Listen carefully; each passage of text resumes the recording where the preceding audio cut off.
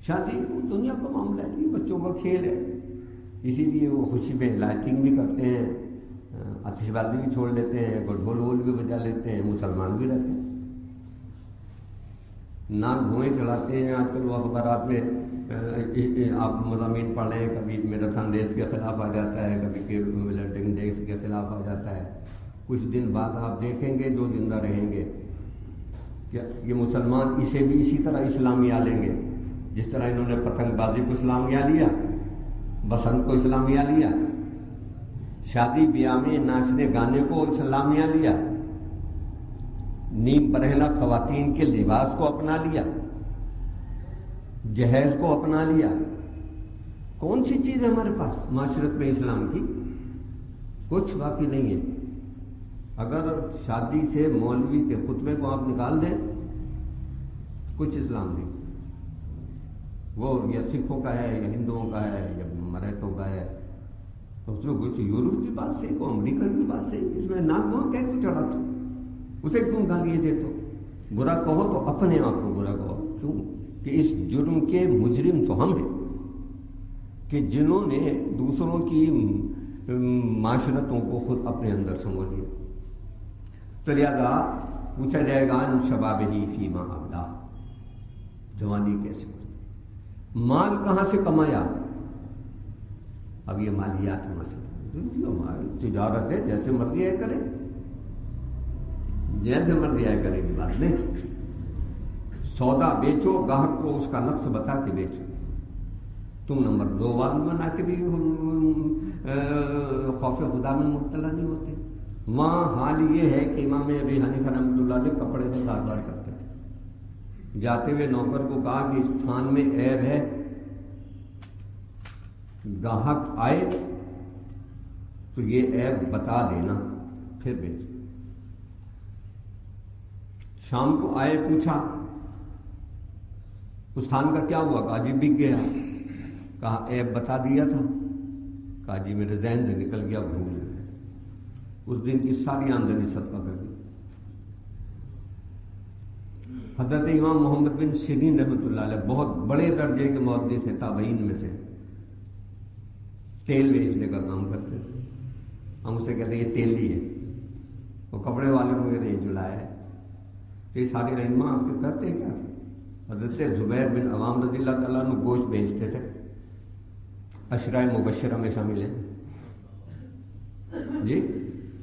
ان 10 اہل جنت میں جنہیں محمد صلی اللہ علیہ وسلم نے یہاں دنیا میں جنتی ہونے کی صرف بشارت نہیں دی، بلکہ یہ کہا کہ زبیر فی الجنہ، زبیر جنت میں ہے، مستقبل کے سیغے میں نہیں، ماضی کے سیغے میں بات کی ہے۔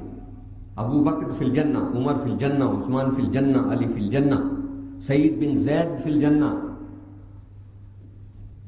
سعد بن ابی وقاص فی الجنہ، زبیر بن عوام فی الجنہ، طلحہ بن عبید اللہ فی الجنہ۔ یہ 10 اصحاب عشرہ مبشرہ میں حضرت زبیر بن عوام نے گوشت بیچتے تھے۔ آپ اسے کہتے ہیں یہ قصائی ہے، اسے کہتے ہیں تیلی ہے، اسے کہتے ہیں جلایا ہے۔ یہ ساری چیزیں تو ہندوانی ہیں، ہمارے یہاں تو نہ کوئی قصائی ہے نہ کوئی تیلی ہے۔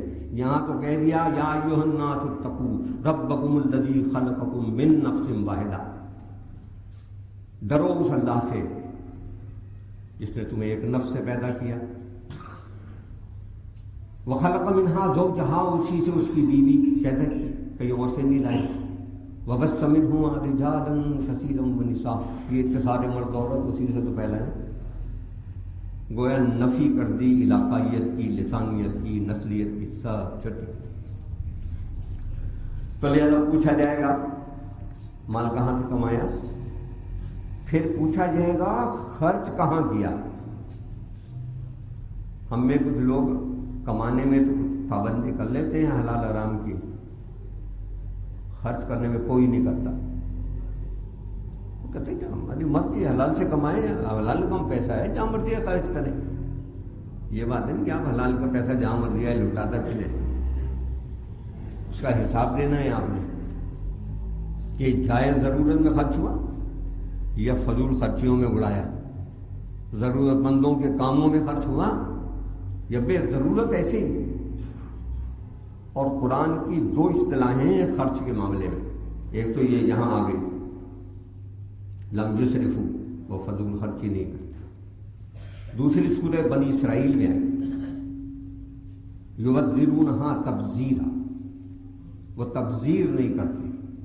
تبذیر میں اور اسراف میں فرق ہے. ایک بلب کی روشنی سے کام چل رہا ہے، آپ نے 2 جلا لیے، یہ اسراف ہے. اور دن نکلا ہوا تھا، بلب جلانے کی ضرورت ہی نہیں تھی، آپ نے بلب جلا لی، یہ تبذیر ہے. 1 روپے سے کام چل رہا تھا، آپ نے 2 روپے خرچ کیے، یہ اسراف ہے.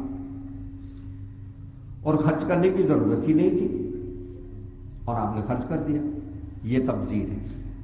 اور تبذیر کرنے والے کو کہا کہ یہ اخوان الشیاطین، یہ شیطان کے بھائی ہیں.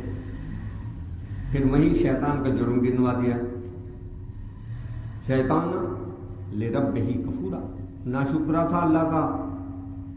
تو گویا اللہ کے دیے ہوئے مال کو بے جا صرف کرنا شیطانی کام ہے اور شیطان ناشکرا ہے، اور خدا کے دیے ہوئے مال کی ناقدری ہے. نہ مال پر سانپ بن کے بیٹھ جاؤ کہ ضرورت مندوں کی ضرورتوں میں بھی خرچ نہیں ہو رہا، خود اپنے اوپر بھی خرچ نہیں ہو رہا. وہ آیت کا اگلا ٹکڑا کہہ رہا ہے وَلَمْ يَقْتُرُوا، وہ بخیلی بھی نہیں کرتے. نبی صلی اللہ علیہ وسلم کے پاس ایک آدمی آیا، بال تھے بڑے الجھے ہوئے تھے، تیل نہیں لگا ہوا تھا. آپ نے اسے تو کچھ نہیں کہا، ایک دوسرے آدمی کی طرف اشارہ فرما کے کہا اس کے پاس وہ نہیں ہے کہ یہ اسے ٹھیک کر لے، تیل نہیں ہے کہ اسے لگا لے.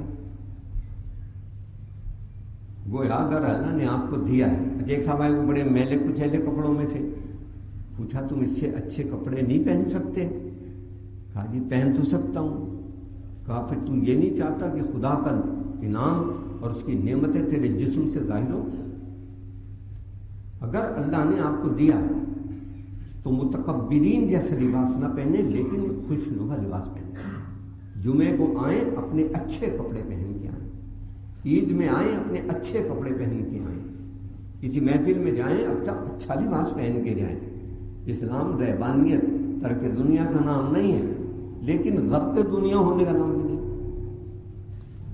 تو وہ بخیلی بھی نہیں کرتے، ضرورت مندوں کی ضرورت میں کام بھی آتے ہیں، اپنے جسم کا حق ادا کرتے ہیں، اپنے گھر والوں کا حق ادا کرتے ہیں، عزیز و رشتہ داروں کا حق ادا کرتے ہیں، غریبوں مسکینوں کا خیال رکھتے ہیں، تلاش میں رہتے ہیں ان کی امداد کا مستحق کون ہے. کہیں ایسا تو نہیں کہ ہم نے پیٹ بھر کے کھا لیا اور پڑوس میں کوئی بھوکا سو گئے. ہم نے لاکھوں روپے کا کھانا جھوٹا کہہ کے کوڑے پہ پھینک دیا. اور کبھی ذرا ان بڑے ہوٹلوں کو جن کے سامنے سڑکوں پر ٹیبلیں لگائے ہوئے لوگ کڑھائی گوشت اور بالٹی گوشت کھا رہے ہوں، رات کو ایک چکر لگا کے دیکھیے تو میری بات کا یقین آ جائے گا. میں تو دیکھا ہے اور میں لرزتا ہوں کہ پتہ نہیں کس وقت اللہ کے عذاب میں پکڑے نہ چل جائے. کہ جہاں وہ ایک آدمی پورا 1 بالٹی مرغ کھا رہا ہے، وہیں اس کی پھینکی ہوئی ہڈیاں چن چن کے ایک آدمی وہاں کوڑے میں سے کھا رہا ہے. تو یہ اللہ اس کا اللہ نہیں، یہ رب اس کا پالنے والا نہیں، اور یہ دیے ہوئے کا حساب نہیں لے گا کہ تم نے فضول خرچی بھی کی اور غریبوں کے معاملے میں بخیلی بھی کی. تو لہذا اللہ کے محبوب بندے، پسندیدہ بندے جنہیں عباد الرحمن کہا ہے، وہ ایسے نہیں ہوتے. نہ وہ لم یسرفو ہوتے ہیں فضول خرچی کرنے والے، ولم یقتروا، نہ وہ بخیلی کرنے والے. وکان بین ذلک قوام، وہ اس کے درمیان اعتدال کی روش اختیار کرنے والے، اعتدال کے ساتھ رہتے ہیں. کھاتے ہیں تو مناسب کھاتے ہیں،